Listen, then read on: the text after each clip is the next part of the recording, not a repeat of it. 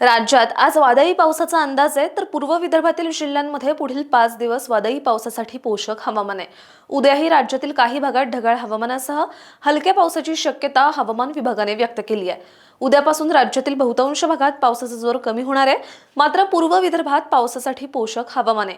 आज संपूर्ण मराठवाडा, बुलढाणा वगळता संपूर्ण विदर्भ आणि मध्य महाराष्ट्रातील जळगाव, नाशिक, अहिल्यानगर, सातारा, सांगली, सोलापूर जिल्ह्यात काही ठिकाणी वादळी पावसाची शक्यता आहे। तर कोकणातील सिंधुदुर्ग, रत्नागिरी, कोल्हापूर, पुणे, धुळे आणि नंदुरबार जिल्ह्यात काही ठिकाणी हलक्या पावसाचा अंदाज आहे।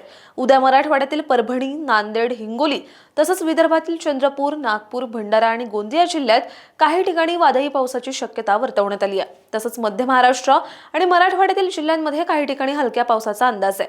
सोमवारपासून राज्यातील इतर भागात पावसाचं वातावरण निवळण्याची शक्यता आहे, मात्र पूर्व विदर्भात वादळी पावसाची शक्यता कायम आहे। सोमवारी यवतमाळ, चंद्रपूर, नागपूर, गडचिरोली, भंडारा आणि गोंदिया, तर मंगळवारी चंद्रपूर, भंडारा आणि गोंदिया तसंच बुधवारी चंद्रपूर, गोंदिया आणि गडचिरोली जिल्ह्यात वादळी पावसाचा अंदाज आहे। अशाच हवामान अपडेटसाठी अॅग्रो वनला सबस्क्राईब आणि फॉलो करायला विसरू नका।